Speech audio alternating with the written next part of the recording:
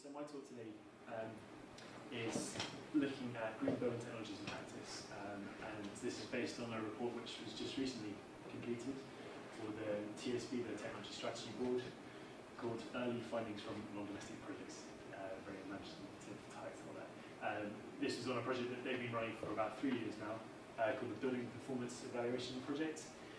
And yeah, so firstly, what is the BP project? So the TSB put aside £8 million of funding for basically for new and recently completed domestic and non-domestic buildings. I think so it was buildings which had to have been completed in the last, I think, 5 years. And the key thing which was being looked at here was the performance gap between design targets and actual performance. So just as a way of describing the performance gap, it was sort of touched on a little bit in the previous talk. This is some of the data which came back from the different projects. And sorry, of course this is all non-domestic projects as well.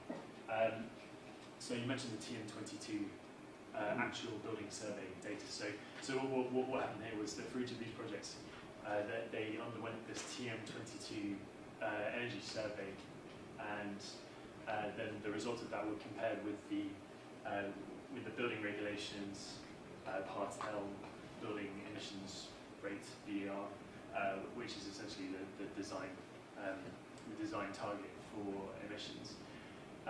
So the 100% there is that's the building emissions rate, and the columns are the actual emissions rate. And so this is actually a slightly different project which one of the other evaluators have done, and it's slightly confusing the way they've done it. But essentially what this is showing is that all but one of the buildings in reality used twice as much energy as was predicted. So the one which actually came in underneath the design target was this super high insulation refill project. So it's actually really impressive. It's a Victorian warehouse which was converted into an office/community centre, and I think it had something like 300 mils of insulation, solid wall insulation all around. Real focus on air tightness and just really high quality fittings. Part of the reason for this was that the architect who designed it is actually now in residence there, so that might have something to do with it. So you might be able, if you know about passive house offices, you might be able to tell which one that is. I can't say for confidentiality reasons. I don't know, identify them, but yeah, I'm not supposed to say exactly which one's which. Although I'm sure they wouldn't mind me telling you which one that one is. But yeah. So there are a lot of reasons for the design targets not to be met in actuality. One of the biggest reasons for this is the difference between how you measure emissions in design. So that's just looking at what's called the regulated emissions, which is to do with the emissions associated with, say, the fixed heating and ventilation, air conditioning, lighting, and a little bit to do with some equipment. But a lot of it's just not counted, and then that's one of the other things which is also being looked at, probably will be looked at further over the coming year or so when a lot more of the data comes out. But it looks like around, I think it's an average of about 40% of actual emissions came from these unregulated sources. Also, you need to think about out-of-hours energy use as well, which isn't really counted in the design targets because of the way that they use the national calculation methodology, which gives you standard heating regimes and standard occupancy hours. So the project that I was looking at was called the Early Findings Project. We had data from 21 non-domestic projects out of around 50. It was a variety of different uses and different types of buildings, so some were new builds, some were refurb. And yeah, generally just looking for the trends across the different projects and trying to identify best practice and what lessons can we learn at this stage. One of the really first things that we found that we only had data for these 21 out of 50 projects was that even in this, the building performance evaluation project, where these buildings have self-selected, they put themselves forward to be part of this project to evaluate themselves.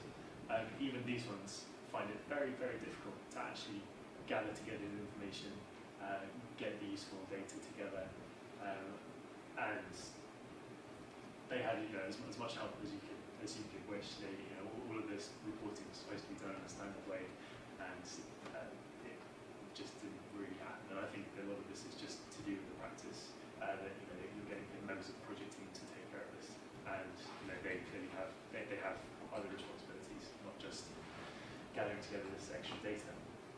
But that is quite a big important thing to consider. The 6 sort of key areas that we looked at are listed there. The ones that I'm going to talk about mainly in this talk now, I'll just go through a few different types of technologies for each of them. I'll define all 3 there, which broadly someone covered there: lean, clean, and green, more or less.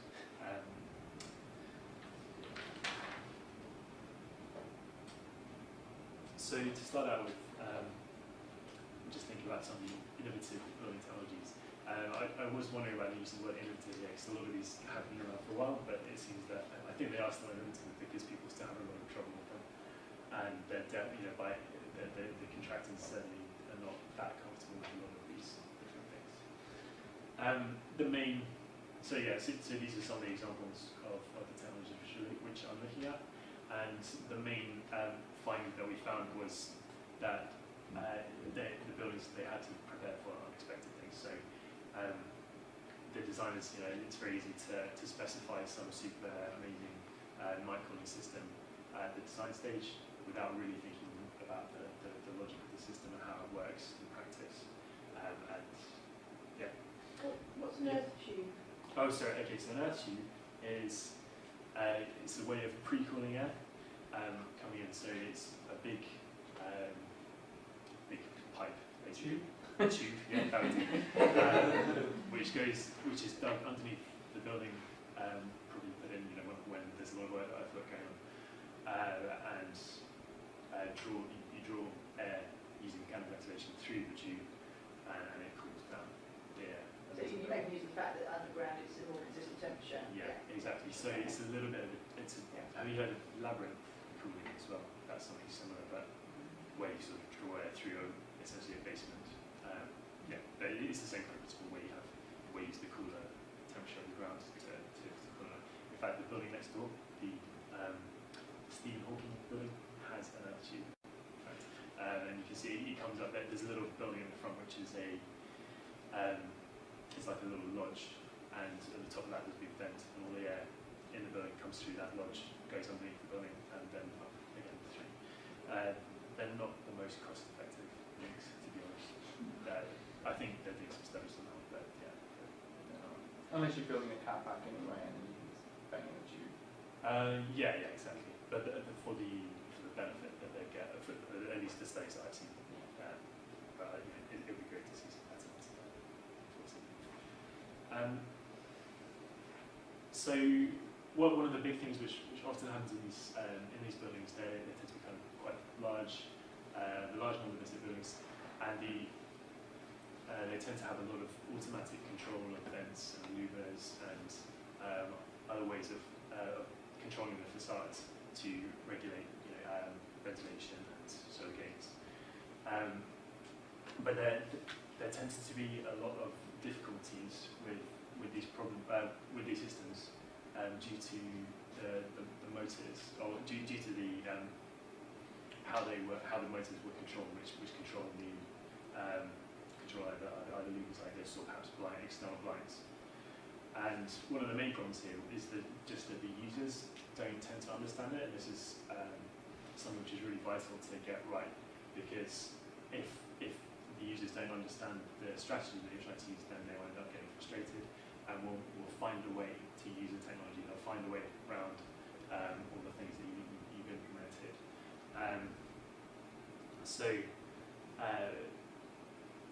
So, for example, there was one particular building where there was windows on the ceiling, or kind of atrium type space, and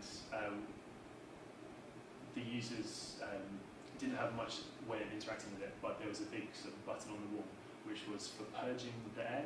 So if it got way too hot in the summer, this would be used to purge all the hot air out of the building. But because the users didn't understand the exact strategy which was supposed to be used, they just kept on pressing this button all the time. Whenever they got too hot, they would tend to just go and press this button, which would open all of the levers to their full extent, and then that's how they used it. And this also wasn't an optimal way of using the building. Another problem in one particular, so in two very similar buildings, there were automatic opening blinds and opening windows, and in one there was a continuous push button, so the user would come up to the window and would press the button, and the window would just sort of slowly open, and then so they could adjust it to exactly what they wanted to. In the other building, which is very similar, instead of that, it was a step response, so you push the button a certain number of times and it does a few little steps. But due to a problem in the installation, there was a delay between the pushing the button and the window actually opening. So that meant that the user tends to keep on pushing and hammering the button open, and so and about 10 seconds later, the window would just open completely. And so it was really frustrating for the user because they didn't get that kind of feedback, and just very frustrating. Did you get a chance to kind of look at how many of these issues were from design versus installation versus for commissioning? Like what kind of the root cause of these issues were? So it's hard to say exactly where the problems come from, because a lot of the time the different stakeholders, and there are a lot of stakeholders in this, they will kind of blame each other. So that's I think a lot of the so for example in that one, the installer said that there shouldn't have been a problem with the delay, and they've never seen anything like that before, obviously. So it's difficult to know exactly where that comes from, but part of the reason for this project, I'm kind of going to the case, is that the fact that the most important thing is that they are actually going back and checking, and that they are trying to identify where the problems come from. In that one, I'm not sure exactly what they did to. I think that one's still sort of in progress. So I don't know what the answer for that particular issue was. But I think a lot of it is also so that the people who design, so the designers can then take the feedback, and then on the next building they can know to perhaps specify something slightly different, so we have a better understanding of the relationship to the feedback, the relationship with the feedback between the system and the users, for example. So another one of the ones was there was a meeting room which was set up so that it had automatically open windows, which was set to open when the room overheated, but because it was too noisy, there was an override switch, and so the users just turned it off, and causing pretty massive overheating problems. Obviously, but there was no kind of manual override to open the window manually, so once it was off, that was it.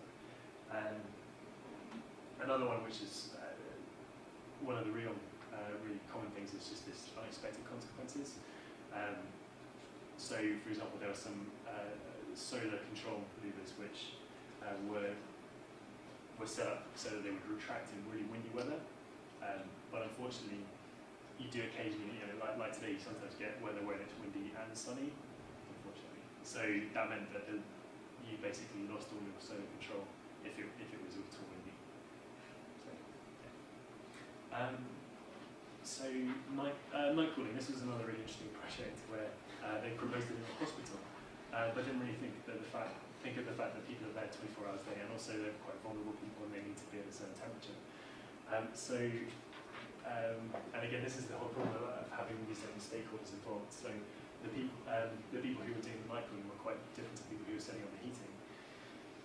So the night cooling would sort of start late at night, and the vents would open, and then the heating would come on to counteract all the cooling of all the cold air which was coming in. And so the net result was that the space stayed more or less the same, although it actually dropped in temperature slightly, but enough to be uncomfortable for the people who were there. But you ended up using a whole lot of energy. So again, this is something which really highlights the need to have a really joined up thinking and knowing who the different contractors are, who are dealing with the different systems, and getting them to perhaps talk together.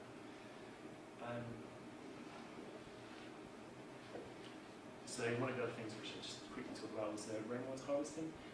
This was used in quite a number of projects, and generally seemed to be quite successful. And people felt that it was a good thing to have. But there was a big issue with the filters that they tend to get blocked within sort of weeks or months of the building opening, and people just didn't expect this, and so that led to them going offline quite quickly.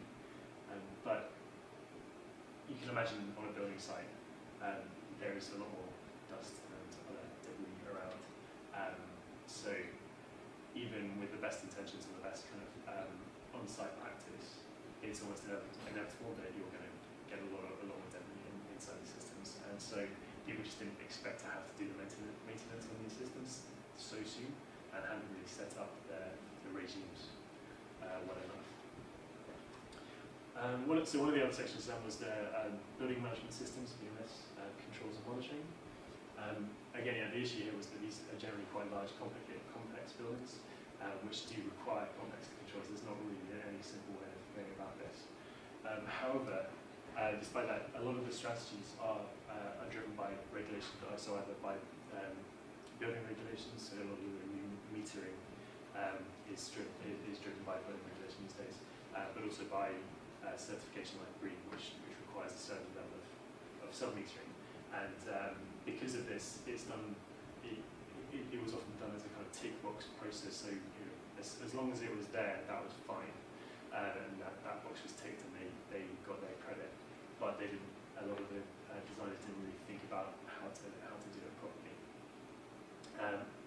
Then finally, because it's such a complex system with so many different stakeholders, there was often a problem with the lack of ownership of who was taking care of the different systems.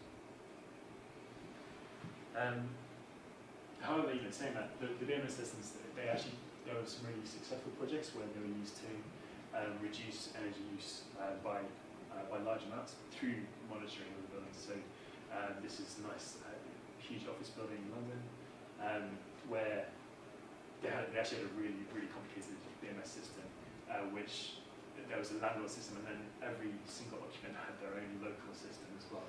And it's a sort of financial trading centre, and so they expect people coming all hours of the day and expected to be comfortable. And so they found issues that at the beginning, when if you had one person coming in the middle of the night and requesting some heating or some cooling, then that would trigger the cooling systems, for the whole building to switch on and start running just to supply it for that one person. And through the monitoring of the BMS system, they were able to reduce that. And I think over a 7-month period, they managed to reduce their energy consumption by about 20%, just through trying to rationalise, trying to make it actually work properly.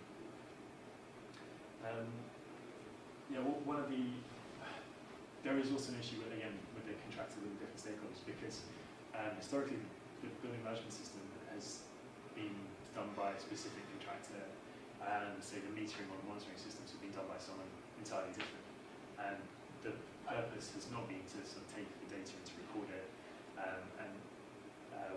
which is why, sort of that next point, they tend to only record a really small amount of data. It might be surprisingly small, so about 10 days worth of 15-minute interval data, and then it just deletes it and sort of starts overwriting again. But that's just because historically they weren't used to do this kind of long-term monitoring.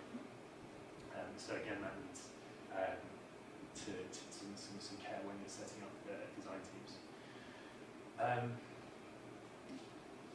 then finally, with the complexity and features that we use. So often it's very difficult in these situations to hand over effectively to the building users. So that's to both the management team and also the occupants.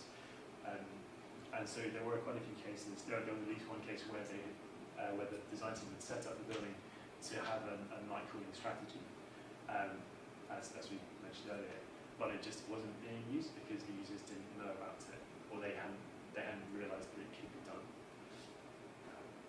So that obviously led to a lot more higher emissions than was predicted. So with monitoring, there was a really interesting project where they had set up wireless thermostats all around the building, and they worked really, really well. But then suddenly, people found that in some spaces there was this really mysterious overheating sort of tendency for the rooms to just get hot for no apparent reason. And they realised that this was because the batteries in the wireless thermostats had died much more quickly than they imagined, and there wasn't any way they weren't alerted to this fact. And unfortunately, the default setting for the thermostats was that if there was no signal, then it was assumed that was an on signal to the system. So all of these rooms just had their heating on constantly, just no matter what was on. But which is, it was kind of surprising in this case because they did have a good system set up for actually to get people to check the batteries. But there was a lot of resistance to doing it because the batteries were quite expensive, and the building management team didn't, they didn't want to have to deal with it, or as in they didn't want to. It wasn't a high priority for them. They didn't feel like it was something they needed to do, and it certainly wasn't something that they needed to do that soon after they'd started. I mean, it might be something like these batteries have been in the box in the system in the thermostats for a long time before they've actually been installed. So it might be something like that they should last longer in reality. But it was a good learning experience for this one. There are a lot of cases where the metering systems, you kind of imagine you get a meter, you just plug it in and that's it. But basically, they always need calibration and sanity checking, and in a lot of places that wasn't really done. And for a lot of various reasons, there were some projects where the occupants had basically said, we know you haven't quite finished the commissioning, that's fine, we'll move in anyway, and we're happy, it looks fine at the moment. So, but because they wanted to hurry up the process and be able to actually go and start occupancy and start working the building. But that meant that some of these little things just weren't done. And there was some other thing, one project where they found that one of the meters was wrong, and they recalibrated it, and it still didn't give the right result. And they realised that the person who'd set up the BMS initially had added in just like a little extra bit of code to manually calibrate it within the BMS system. So the signal which came from the meter itself was then changed in the BMS manually, to fudge it back to what it should have been. But it took a really long time just to work all that out, and that required someone to take a really good look at the data and realise what was going on. So the controls in the buildings tend to be fairly good, but one of the main things was that again, clear information was required for the users, and often they didn't quite understand what they were supposed to be doing, even in cases where they were really interested in doing the right thing. There were often gives the building user guides. Building user guides were quite commonly done, but again, they seem to be a bit of a tick box exercise to get green credits because they were either sort of too big or too detailed. So someone just got the whole operations and maintenance manual and kind of dumped it into one thing, into a manual to for users, and so they didn't look at it, or it didn't give enough detail. That was just a kind of cursory glance through the system, and the strategy didn't really give that much information.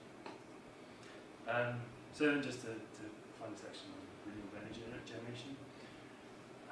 There were, I think out of the 21, there were 14 buildings which had some kind of renewable energy generation involved, of which we got some interesting tidbits from about 9 of them.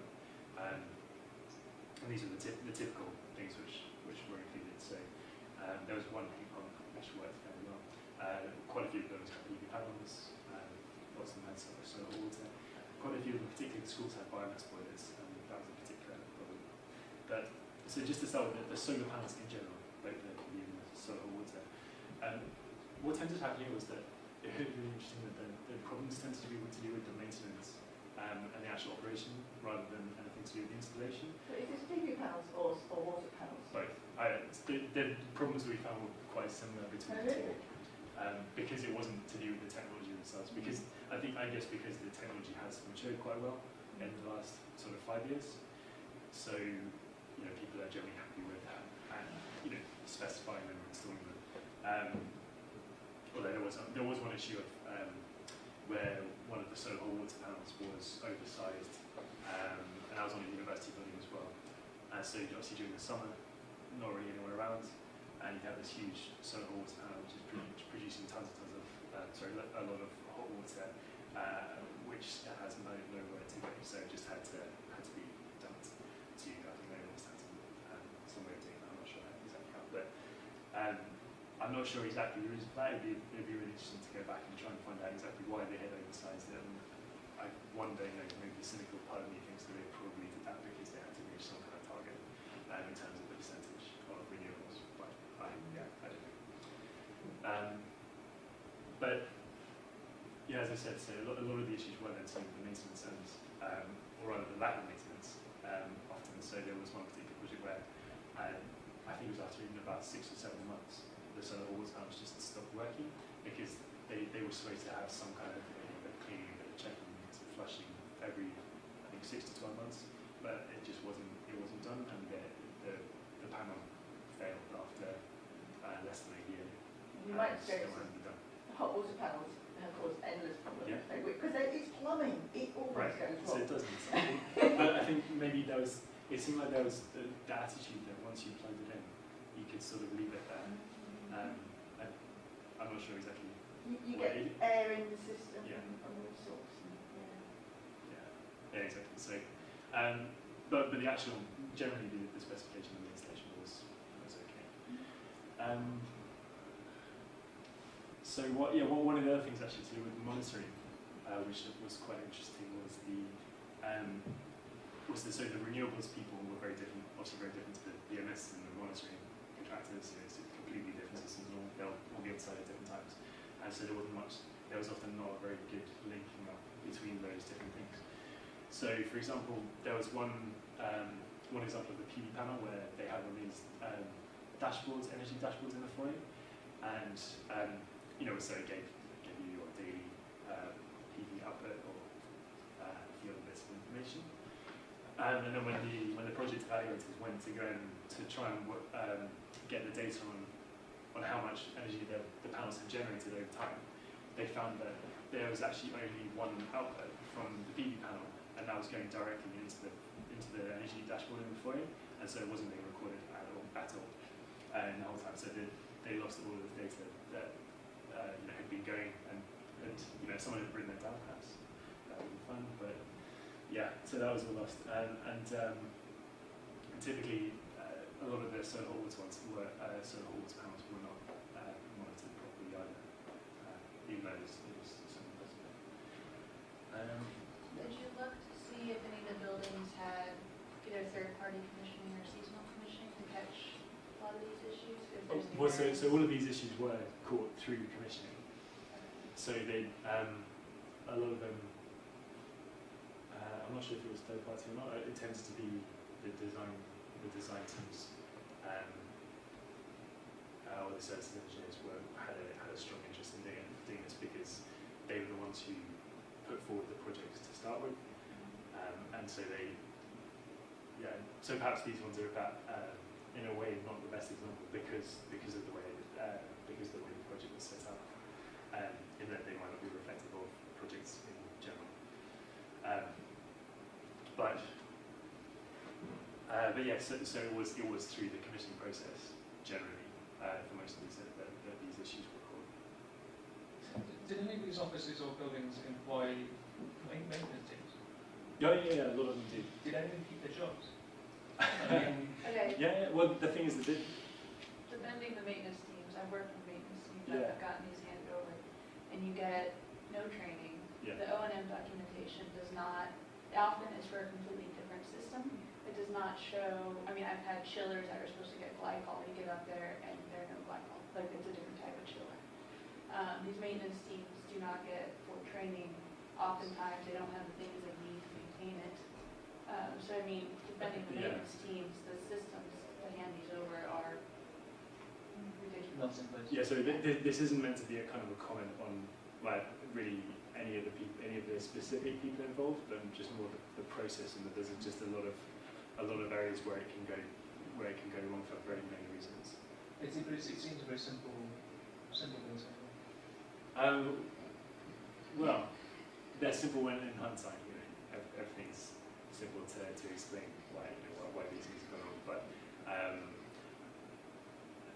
you know, there was some projects where they were trying different contracts, different types of maintenance contracts. So, for example, there were some schools where they had a sort of centralised maintenance group who were doing maintenance for I think 3 different academies, and they had some real issues with that one just because they didn't have the same amount of face time with the buildings in question. But that was just the way that it had been set up to try and cut some costs. So I do want to kind of get back onto that sort of analysis just at the end, just in a couple of slides time. Just to quickly talk about the biomass boilers again. This was one of the most. This was quite disappointing to us to see that there were still a lot of problems with biomass boilers, and this was both to do with the installation and operations. So there was one academy which had real trouble. So this included the flue height was wrong, so the fumes were going back into one of the classrooms. The hopper size was wrong, so that they had to get more deliveries than they had anticipated. So obviously having you don't want to have this huge lorry coming into school all the time. It was using a blown delivery of the pellets as well. So where you get a big hose and attach it to the hopper, and it blows the wood chip, the wood pellets through. But it's really noisy, and there were some real problems with that, just in terms of the noise. And there are other issues with parts of the boiler breaking and having to be replaced. So I think in the first year that it was going, it had a 30% capacity. It was running at 30% of the time. However, after all the stuff was recognised and it was all put right, and so after that, I'm pleased to say that it's currently running at 100%. So it's running all the time. So following all of these, identifying these problems, they did actually manage to go back and change them and correct them. And the final one, just to go back to your point about the maintenance teams not always getting the right information or things not being specified. For some reason, on a different installation, the fuel sensor on the hopper hadn't been installed. It was specified. It was on all the plans, all the drawings, and so they were expecting there to be a kind of alert, a warning coming up on the BMS when the fuel dropped too low, but it never happened, and they realised it was because that vital sensor had just not been installed. So, but luckily that's quite an easy one to replace, to put right. So yeah, that's all the different technologies I'm going to talk about.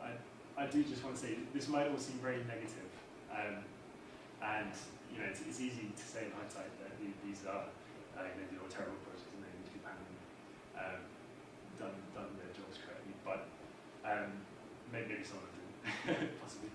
But I think it's partly just to do with the point of this project is to go and take kind of warts and all look at building projects, and what's tended not to happen in the past is that the design teams, once the project is finished and handed over, they would forget about it and move on unless there was a real issue, in which case the legal teams would be called and they'd have to come back. So this is a really positive step forward. The fact that this project is trying to engage with this project is trying to engage with the buildings and go back and make sure all of the commissioning is done properly, and the evaluation process which is going through here. So this is absolutely vital to be able to find out these issues, to allow them to be mitigated and corrected, and then to allow people to learn the lessons for next time to improve the designers, to improve future designs. But then also, it means that the designers really need to take this and take note of this and understand that these really complex systems that they're installing will never work exactly as you planned the first time without a lot of effort and without a lot of work to make sure things are installed properly. But on the flip side, the clients who are asking for these buildings also need to understand that getting the building to work properly and as it has been designed does take both time and money, as can be a long arduous process. Just to conclude, finally, there's a lot of good green building technology out there, which can potentially lead to reductions in energy use and emissions for both new and retrofit, new and existing buildings. But we just need to take into account all these different pitfalls and that need to be avoided and learn the lessons and ensure that you've got a good evaluation process going. Yeah, so that's it. I guess that we've overheated in here. That's it, so thanks very much. If there are any questions for either me or Scott, now's the time. We've got the room for another 20 minutes. So, yeah. There's a lot of talk about the gap between design and actual energy efficiency, and usually you hear about is because of that 40%, unaccounted for loads and, out of hours use and occupancy levels changing. But have you seen anything that looks at how much of the energy efficiency is actually due to these systems not performing according to design? So that was the original kind of intention of the project, but because we just didn't get enough data at the beginning at this stage, it was basically not possible to look into that properly. But it's still ongoing, and there's a lot of people looking into this. There's a lot of people from different institutions who are working on this project. So hopefully that will be found out. I think the issue with the regulated non-regulated thing is perhaps just more maybe not lack of understanding, but a lack of good explanation on the part of designers to clients. Perhaps something I was a bit worried about. I shared some of the data from last week's talk about Newport, where there were some estimates of the potential for emissions reduction for that project, and they did seem very, very good. And so it's 90% reduction in emissions for this grade 1 listed building. Maybe they can get that, but I can imagine it's all modelled data. But yeah, you just hope that when you tell people about when you present that to your clients, you probably need to explain exactly what that means. Yeah. Any other questions? Yeah. I want to score. So it might be slightly off topic, but I was sort of wondering, you mentioned the supply chain is sort of an issue. Just trying to understand, where are these technologies manufactured, and where are they likely to be sort of available from in the coming sort of 5 to 10 years? When you sort of drawn a whole scale of technologies in the legend that you've shown us. So just trying to understand which countries, which geographies are there. I mean, I personally haven't looked at it myself, and I expect the UK government would like to think that these things are going to be manufactured in the UK, but probably in reality they'll probably be imported, where they could be manufactured a lot cheaper. I think a large part of the cost of implementing those technologies is actually the installation cost of doing that and labour for doing that. So in terms of economic benefit, then the economic benefit is through the process of installing it, although there is some benefit in manufacturing it as well. But I still think the supply chains are an important thing that need to be considered within the Green Deal process, because it's all well and good having a policy there to try and implement these things, but if the supply chain and the market isn't there to deliver it, then, and especially to start with, the costs are going to be a lot higher until those supply chains, are implemented and developed. yeah, sorry, I haven't done any research on where those technologies come from or how they might develop. The double triple glazing query was, I don't know, there was going to be a follow-up on one along those lines. The delta cost between the two is zero. Exactly. If For the you go- installation, because you either installing a double or a triple, so you might as well just install the triple. Yeah, your cost is, you've got the on-site labour, you've got the fabricating, the frames to fit the openings and everything else. 1 or 2%, 5% if you're lucky, delta cost. Yeah. But no one's talking about triple glazing. No, it's an easy fix from a government point of view. Yeah. You just mandate triple on all new builds. Anybody with a new build, you make money on new property by obtaining planning consent, and then building the cheapest, nastiest thing that will just about meet part L of the building regs. So you just force them to make the cheapest, nastiest, actually triple glazing. The supply chain changes overnight, quick, sell it over. You could advance that technology 30 years. Just spend 5% extra if you mean those. Yeah. Yeah. I thought with triple glazing, there's an argument that we shouldn't put it on the south side because it will lose the solar gain. And that very much depends on your climate issues. So it isn't just a case of blanket, let's have triple glazing everywhere, that's the best solution. In the UK, it pretty much is. Your house will overheat in summer anyway. Even with triple glazing. And the offsetting, double glazing with shutters is much better than triple glazing. Triple glazing is quite a bit thicker, isn't it? So it does require remodelling all the window frames as well, and that will put some people off. UPVC windows, yes. They are quite a lot heavier, Yeah. which can be a bit of an issue as well.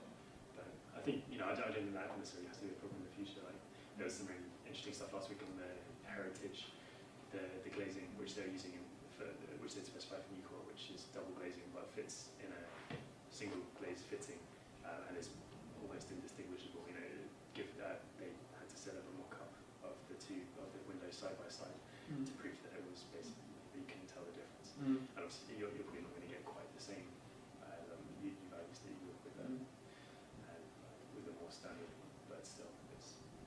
I was interested in your comment about the solar gain. So there's two types of solar gain. You get solar gain in the winter, which is beneficial because you're getting the internal area heated up, and then you get solar gain in the summer, which isn't beneficial because you're trying to. But you can do that with shading. That's where you can do it with shading or whatever. But also you can put tinted if that wasn't an issue. You get tinted glass or whatever to stop the solar gain. But I think you're right. In the UK, solar gain is more of a benefit than a disadvantage, like it would be in countries further south. Presumably that's just for the domestic sector. In the domestic sector, in the commercial sector, of course, you're paying for air conditioning costs. Yeah. Because in the domestic sector, if you're hot, you open the window. On your house, on your sort of barriers, one of the issues that people talk to me and they have concerns. And one of their big concerns is I'm worried about moisture. When you start doing deep retrofit, you have to consider your ventilation. And if you don't get that right, you are screwed. Right. And people are scared. Some people are really quite scared about that issue. And it's partly because we just don't have enough experience. Yeah. And also it's because of the workmanship. Yeah. I mean, I was very struck by the thing that Oliver Smith said a couple of weeks ago when they were talking about the technology he chose to put in the new core. Partly he chose it simply because it was easy to fit and the builders wouldn't screw it up. So, and their supply chain issue is just massive. Yeah. No, I agree with all those points. Yeah. I guess, and making sure that you're building it. Moisture isn't going to be an issue. Then that's going to add to the cost of the workmanship. It's going to add to the cost of making sure that. I mean, there is another argument that says that if once you get your building to a standard that you can improve the internal temperature, get it to a more efficient standard, then actually at a higher temperature, your relative humidity, you have more capacity to hold moisture in the air anyway. But yeah, and there's other technologies like heat exchangers, mechanical ventilation systems, controlled ventilation, passive house systems managed to do it, but putting a passive house system into an existing building is like almost impossible to do just because of you need to be thinking about that from the new build and from the outset. We do have a problem in the UK in that we are northern and wet. The Nordic countries all do their mechanical heat recovery ventilation, standard practice. They're flipping dry compared to us. Yeah. I think we're about the worst in Europe for mould and damp. The humidity that they do. But user behaviour is another issue. With that, people is still, you walk around any night, why do you dry clothes never use that? Yeah, no, true. Yeah. Where's your extractor out of the bathroom? Yeah. Where's your extractor out of the rubber? Yeah. The drying all the laundry indoors is by far the worst. Yeah. Why is the window shut? I never open windows at cold. Yeah. But you see the black mould. Yeah. Can we put two and two together? Yeah. I thought that was one of the things that the code for sustainable homes got right, that they do say you maybe have to have some kind of drying space as well. I mean, I don't know exactly how the mechanism that they do it, but I think it's really something that the usual developers probably wouldn't give you that much space to do that. When I came to the UK, I was really surprised to learn that no houses have got a laundry. Like in New Zealand, Australia, and in America, you have another room in the house, which is your laundry, where you have your washing machine, you put your laundry, you dry your clothes in there. Some people have a dryer, even though you live in Australia, but in the UK, your washing machine is in your kitchen, which is insane. In Nordic countries, it's in the bathroom. They put it in the bathroom, right? Put it in the bathroom. It's like this is wet and smelly, Yeah. and you get right fine, put it in there. Yeah. We have an idea for electrical safety historic reasons. Right. Houses had one pipe hose in the kitchen, and one wire hose to the cooker, washing machine went there. I guess because we have a very old housing stock, and that's how our old housing stock drives a lot of traditions and practices, customers' practices. And that's the reason that buildings are so leaky, because people used to heat their homes with coal, and you needed to have the ventilation to supply the oxygen and to keep the place ventilated. But now we don't use that anymore, so something needs to change. I'm just wondering why smart glass technologies are left out in window glazing. Most times, What do you mean by the smart glass? For instance, there are some smart glass in the market that the manufacturers claim they are better than the triple glazing in terms of energy management benefits. Like you have the thermochromic glazing or the electrochromic glazing. So they have their own figures, and some of the manufacturers are actually big, and they've gone like international. They have full processes set up. Yeah. So, but I've not seen anybody who talks about energy management or building retrofit, bringing them into the whole. Presumably, if it's the electrochromic glass, then you're just changing the sort of transmission properties of the solar gains, but not the thermal properties. You know, like the thermochromic glass. The thermochromic glass, for instance, it makes use of the kind of changes. It works like both the triple glazing, but then it cuts off the solar, the radiation gain and the glare, because it changes its tint also as the ambient temperature from the outside changes. So it's kind of dynamic. So when you have the glare coming in, and when it works based on the temperature from the outside. So it typically works between 10 to like 60 degrees Celsius. So, and then it changes its tint as the sun shines on it. So it makes sure that what you have inside is what you want all the time, but you can't control it. Then the same goes for the electrochromic. The only difference is that for the electrochromic, you have to use electricity to control it, and then you can just put it on and out when you want it. So, but I've not seen any analysis that compares them and their behavior with the conventional. Yeah, no, I haven't seen much, to be honest. It'd be interesting to see more.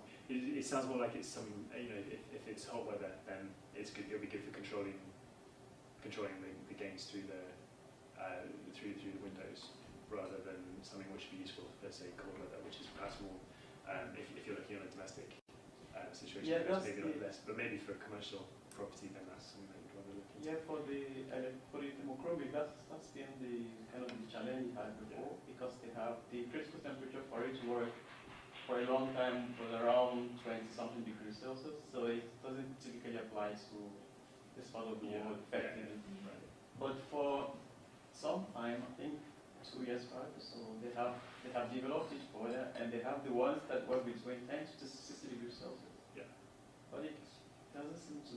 Maybe people don't know about it, or it's not being well advertised. Also, I don't know why. Is anyone else aware? I think I saw one in sort of foyer, the Biz Centre in London when I went down there, and I was playing with it, and I didn't think it was working. You just couldn't tell. And this brings me back to, well, I couldn't really, it wasn't working. As in, was this But- really electrical? I think, yeah, you press the buttons and it was supposed to change the tint or something, but I didn't see it working.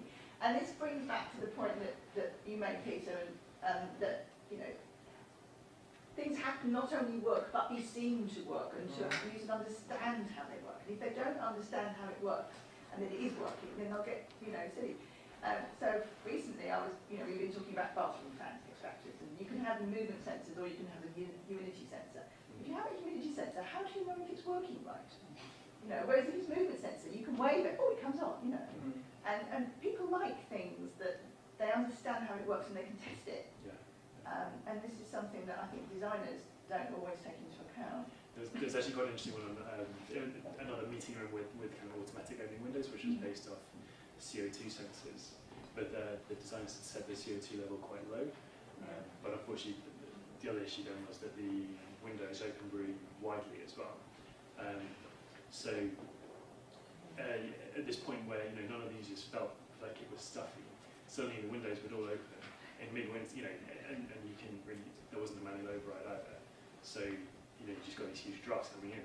And so what they did then was they went back to the BMS and changed it so that the CO2 level threshold was much higher.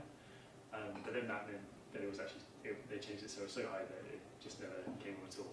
And so it just means that the whole effort of putting this system in, it was basically. It's called a handle to open the window. So how hard is it? But there's instant user feedback as well. It's like, when you've got something that's CO2 sensitive, you want to have a little monitor by it that actually has a readout that tells you what the CO2 is measuring there and then is, so that you can know if it's working or not. Because otherwise, the users get frustrated. On the other side, we had a lady in the office, different place I worked, who was forever turning the heating to thermometer. So we put a thermostat on the wall. Yeah, and then she can fiddle it to a heart container, it doesn't make a difference. Yeah. She was happy as a boy. Purely psychological. And then A quick thing on the thermochromic glass. I worked on 1 or 2 projects with those in London, and they very often what happens with technologies like that are less kind of mainstream and less proven is they are just sort of more costly and get costed out somewhere along the line. And what we actually found with a few of them, something like those earth tubes as well, we had that happen with this, where you can't, where there isn't a established protocol for modeling it and counting it in Part L. If it's something that's just being that is, you have to really want it basically, because you probably won't get credit for it in your building regulations if you're trying to meet a renewables target or something. Because like the thermochromic one, what we had to do was basically sub out the glass in the model every few months and put in a different kind of glass, which wasn't technically allowed in Part L modeling. So you have to kind of fight to count those in a lot of cases, and if people don't really care about it, it won't make it through the design. So it can take a while for things like that to catch on, even if it makes sense for every other reason. Be a nice easy one to pull out for value engineering. Yeah. They're looking, that's a nice easy package, that's quite expensive, that kind of. Yeah. It's Just something asking for that it, people are yeah. comfortable doing as well. There's a lot of, certainly There's a lot of inertia. The big ship, small rudder syndrome with a lot of building designs. Yeah, it takes a while to get things to change. Yeah. I have a question. You were talking about temperature dynamics. Talking about what? The dynamics of temperature. Yes. Are you aware of any models of perceived temperature for humans? So it's getting colder very quickly. Temperature's dropping very quickly. I'm going to feel colder, and then the temperature slowly drops down in 2 hours. There's a draft. How much colder does that make me feel? We've got underfloor heating, we've got forced air down versus warm regulated. There's this much sunshine coming through that it may be directly with. I did some playing with my own central routine. And control your amperings and things, 1, 2 degrees, you could drop the average temperature Yeah. with the same perceived temperature. Right. That's the sample size of 1. Yeah. Are you aware of any work around that? Because there's something out from behind clouds and it is windy and all the models are most models I've seen are steady state because they're simple. Yeah. The dynamics makes a hell of a difference. It does, yeah. So one of the, in the model that I made, I actually introduced temperature. That's how I introduced behaviour into the model. So I used panel regression methods. So I had a data set of about 300 different dwellings, and I had physical properties of the dwelling, and I had the characteristics of the occupants and how the characteristics, so how often they put their heating system on, whether there was a baby in the home, how old the people were in the home, how many people were living in the home, and then that allowed me to create a profile of like what the actual internal temperature, because the temperature data set that I had, it took the temperature readings every half an hour, so I had like the profile of the house plus all the details of what those characteristics were for that person, and so with this model I can then build up a profile of what characteristics determine different temperature dynamics, and that's what that temperature is what I used in my building stock model to predict. It's not the same as what you're talking about, but what I did was the closest I've ever come across to anyone trying to model internal temperature before. Most of the models that I looked at either assume a constant temperature across the entire building stock and just say everyone wants the internal temperature at 21 degrees, and it's the same, or they do alter it by season or something like that, but it's very simplistic, and I think that's a huge progression in these models. Will need to start thinking about temperature more seriously for that reason that different people require different temperatures. In, like, for example, if you have a baby in your house, the average temperature will go up by half a degree just by having a baby in the house.